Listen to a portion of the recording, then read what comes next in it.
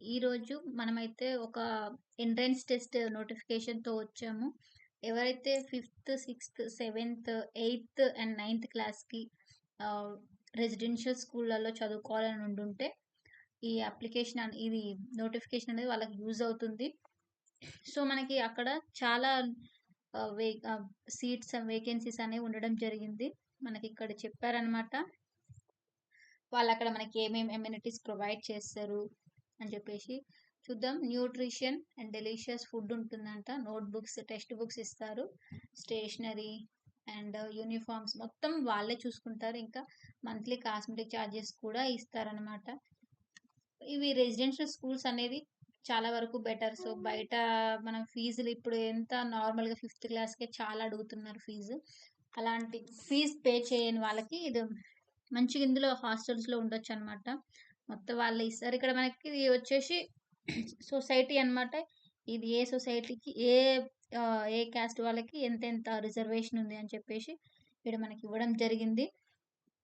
ఇక్కడొచ్చేసి Telangana social welfare residential స్కూళ్ళల్లో 75% వచ్చేసి ఎస్సీకుంటుంది. 6% ఎస్టీలకి. నెక్స్ట్ వచ్చేసి ఇక్కడ బీసీలకి 12% ఉంది. నెక్స్ట్ ఇప్పుడు ఎస్సీ వాళ్ళు కన్వర్టెడ్ క్రిస్టియన్స్ అయితే 2% ఉంది. ఇంకా అదర్స్ ఓసీకి 2% ఉంది. ఇంకా మైనారిటీస్‌కి 3% ఉందనమాట. ఇది ఓన్లీ ఈ స్కూళ్ళల్లో తెలంగాణ సోషల్ వెల్ఫేర్ రెసిడెన్షియల్‌లో ఇలా ఉంది అన్నమాట రిజర్వేషన్. ఇంకా వచ్చేసి ఇక్కడ ట్రైబల్ వెల్ఫేర్‌లో చూసుకున్నట్లయితే ఎస్సీకి 12, ఎస్టీకి 64.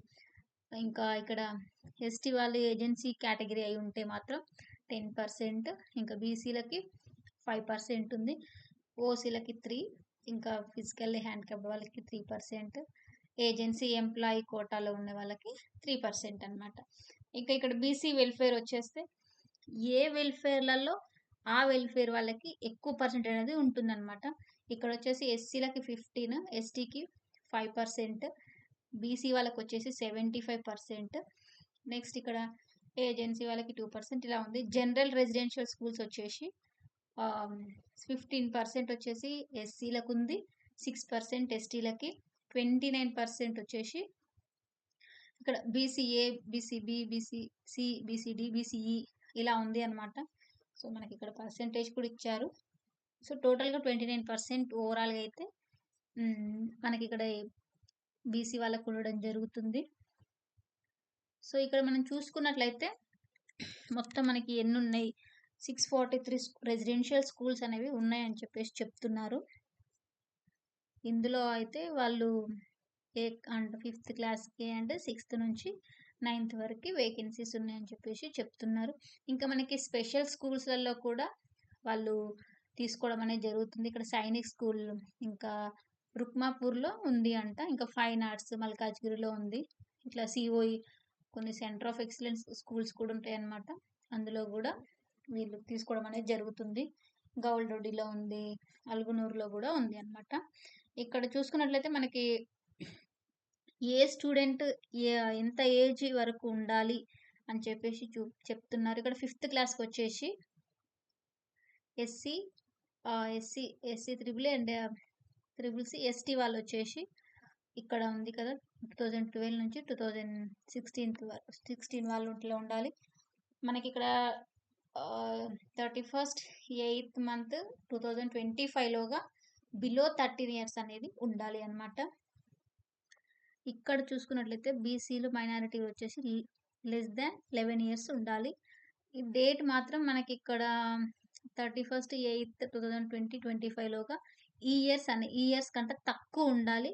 లేదా ఆ ఇయర్స్ ఉన్నా సరిపోతుంది. అంతకు మించి ఉండకూడదు అని చెప్పేసి చెప్తున్నారు. అంటే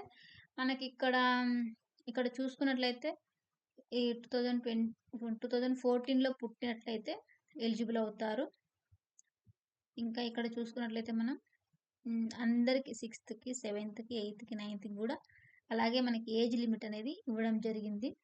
ఇక్కడ మీరు ఏ కేటగిరీ అయితే ఆ కేటగిరీ ఏ క్లాస్‌కి అప్లై చేయాలనుకుంటున్నారో ఆ క్లాస్‌లో మీ ఏజ్ లిమిట్ అనేది ఫస్ట్ ఉందా? లేదా? అని చెప్పేసి చెక్ చేసుకొని అప్లై చేసుకోవడం బెటర్. ఇంకా ఇక్కడ యాన్యువల్ ఇన్‌కమ్ వచ్చేసి పేరెంట్స్‌ది 1,50,000, రూరల్ ఏరియాలో ఉన్నవాళ్ళు 2,00,000 అయితే అర్బన్ ఏరియాస్‌లో ఉన్నవాళ్ళు అంత ఇన్కమ్ యాన్యువల్గా ఉన్న వాళ్ళైతేనే దీనికి అర్హులవుతారు. ఇంక ఇక్కడ వచ్చేసి అడ్మిషన్స్ వచ్చేసి ఇక్కడ మెరిట్ లిస్ట్ ద్వారా తీసుకుంటారనమాట. సో ఓల్డ్ డిస్ట్రిక్ట్స్ ఎలా ఉంటాయి, ఫస్ట్ ప్రిఫరెన్స్ అనేది ఓల్డ్ డిస్ట్రిక్ట్ వైజ్, రీజియన్ వైజ్గా కూడా ప్రిఫరెన్స్ ఇస్తారు. ఇక్కడ వచ్చేసి ఎవరైతే ఫిషర్మ్యాన్స్ యొక్క పిల్లలు ఉంటారో వాళ్ళకనేది ఎంజేపీ స్కూళ్ళల్లో, కౌడిపల్లి స్కూళ్ళల్లో ఎలిజిబిలిటీ అనేది ఉంటుంది. నెక్స్ట్ ఇక్కడ వచ్చేసి తెలంగాణలో సర్వేల్ నల్గొండ డిస్టిక్లో కూడా ఇది ఉంది అనమాట. ఆ స్కూల్లో మాత్రం అన్ని డిస్టిక్స్ వాళ్ళు ఎలిజిబుల్ అనమాట. అది రిజర్వేషన్ ద్వారా అండ్ ఇంకా మెరిట్ ద్వారా వెళ్ళిపోతుంది. ఇక్కడ చూసుకున్నట్లయితే ఎంట్రన్స్ టెస్ట్ మనకి ఏ క్లాస్కి ఎన్నెన్ని మార్క్స్, ఏ సబ్జెక్ట్ అని చెప్పేసి చెప్పారు. 5th క్లాస్కి అయితే తెలుగు వచ్చేసి 20 మార్క్స్, ఇంగ్లీష్ వచ్చేసి 25, మ్యాథ్స్ 25, ఈవీఎస్ 20, మెంటల్ సైన్సెస్ ఇలాంటివి 10. ఇంకా ఇక్కడ 6th క్లాస్కి వచ్చేసి same Telugu 20, English 20, maths 25, EVS 25, GK and current affairs వచ్చేసి 10 అనమాట. సో ఇలా మనకి 6th నుంచి 7th, 8th, 9th వాళ్ళకి కరెంట్ అఫైర్స్ ఉండడం జరిగింది. ఇక్కడ మనకి ఎగ్జామ్ ప్యాటర్న్ వచ్చేసి ఓఎంఆర్ షీట్లోనే ఉంటుంది. సో మనకి వాళ్ళు సైట్లో కూడా ప్రొవైడ్ చేస్తారు శాంపుల్ ఓఎంఆర్ షీట్ ఎలా ఉంటుంది అని చెప్పేసి. ఇక్కడ మనకి క్వశ్చన్ పేపర్ వచ్చేసి తెలుగులో ఇంకా ఇంగ్లీష్ మీడియంలో రెండిట్లలో ఉంటుంది. ఏ స్టూడెంట్కి ఏది కంఫర్ట్గా ఉంటే దాంట్లో చదివి మనం ఆన్సర్స్ అయితే పెట్టుకోవచ్చు అని చెప్పేసి ఇక్కడ ఇచ్చారు. ఇక్కడ ఎగ్జామినేషన్ సెంటర్స్ అనేవి ఏ డిస్టిక్ వాళ్ళకి ఆ డిస్టిక్లో అవైలబుల్గా ఉంటున్నాయి. ఇంక ఇక్కడ అడ్మిషన్స్ అనేవి స్కూల్లో మెరిట్లో జరుగుతుంది. మెరిట్, ఇంకా రిజర్వేషన్, ఇంకా రీజియన్, కేటగిరీ, మైనర్స్, ఇలా మైనారిటీస్. ఒకవేళ ఇద్దరు స్టూడెంట్స్ సేమ్ మార్క్స్ కనుక గెయిన్ చేస్తే వాళ్ళు వచ్చేసి మ్యాథ్స్లో ఫస్ట్ చూస్తారు ఎవరికి ఎక్కువ వచ్చినాయి అని చెప్పేసి వాళ్ళకి ప్రిఫరెన్స్ ఇస్తారు. ఇన్ కేస్ అందులో కూడా సేమ్ వచ్చేస్తే ఈవీఎస్లో ఎలా వచ్చాయి, నెక్స్ట్ అందులో కూడా సేమ్ వస్తే మెంటల్ ఎబిలిటీలో ఎలా ఉంది, ఇంగ్లీష్, అలా ఒక్కొక్క ప్రిఫరెన్స్ చూసుకుంటూ వెళ్తారనమాట. అన్నీ సేమ్ వచ్చేస్తే కనుక డేట్ ఆఫ్ బర్త్ చూసి ఇచ్చేస్తారు. ఎవరైతే ఎక్కువ ఏజ్ ఉంటే వాళ్ళకి ఇస్తారనమాట. ఇంకా ఇక్కడ చూసుకున్నట్లయితే అప్లికేషన్ ప్రాసెస్ అనేది ఇక్కడ మనకి కొన్ని వెబ్సైట్స్ అయితే ఇవ్వడం జరిగింది.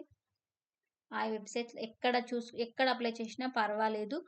సో ఇక్కడ మనకి అప్లికేషన్ ఫామ్స్ అనేవి 21st December 2024 నుంచి 1st February 2025 వరకు అవైలబుల్గా ఉంటుంది. అప్పుడు అప్లై చేసుకోవచ్చు.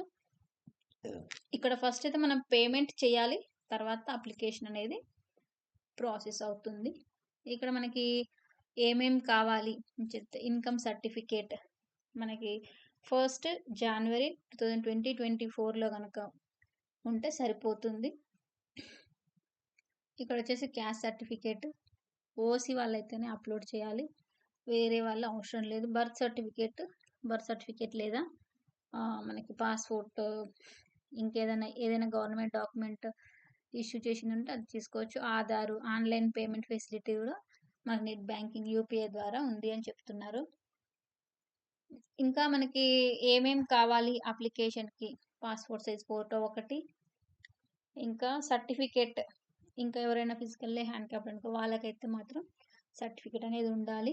నెక్స్ట్ మనకి ఇక్కడ మన పేమెంట్ ఇంకా అప్లికేషన్ అయిపోయిన ఇమీడియట్గా మనకి హాల్ టికెట్ అనేది డౌన్లోడ్ చేసుకోవడం జరుగుతుంది అని చెప్పేసి ఇక్కడ మనకు చెప్పారు.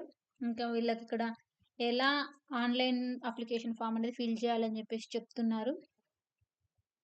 ఇక్కడ మనకి ఏ దాంట్లో ఎక్కువ సీట్స్ ఎక్కువ ఉన్నవి దాన్ని చూసే మనం అప్లికేషన్ అనేది ఆ స్కూళ్ళల్లో చేసుకోవాలి, అదే విధంగా ప్రిఫరెన్స్ ఇచ్చుకోవాలని చెప్పేసి చెప్తున్నారు.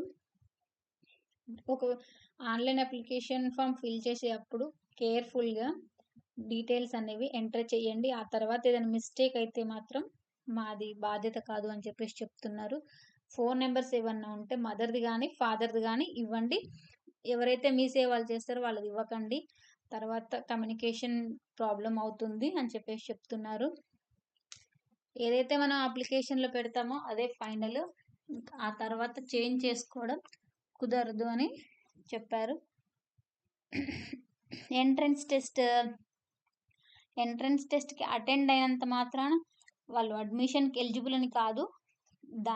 అది పాస్ అవ్వాలి. ఆ తర్వాత కూడా అన్ని ప్రూఫ్స్ కరెక్ట్‌గా పెట్టాలి అప్లికేషన్ ఫామ్‌లో అని చెప్పేసి చెప్తున్నారు. అప్లికేషన్ సెంటర్ అనేది ఒకసారి మన అప్లికేషన్ సబ్మిట్ చేసిన తర్వాత చేంజ్ చేసుకోవడం అనేది కుదరదు అని చెప్పేసి చెప్తున్నారు. ఇంకా ఇక్కడ మనకేమైనా డౌట్స్ ఉన్నట్లయితే ఇక్కడ మొబైల్ నెంబర్స్ ఇచ్చారు. మెయిల్ ఐడీస్ కూడా ఇచ్చారు. వీళ్ళని ఏదైనా డౌట్స్ ఉన్నట్లయితే వాళ్ళకి మనం కన్సల్ట్ అవ్వచ్చు అని చెప్పేసి చెప్తున్నారు. ఇంకా ఈ స్కూల్స్‌లలో ఇంకా స్పెషల్ కోచింగ్ ఐఐటీకి, నీట్‌కి, ఎంసెట్‌కి ఇంకా వేరే నేషనల్ లెవెల్ కాంపిటీటివ్ ఎగ్జామ్స్‌కి వీళ్ళనేది అది కోచింగ్ అనేది ఇవ్వడం జరుగుతుంది. సో, మంచి అవకాశం.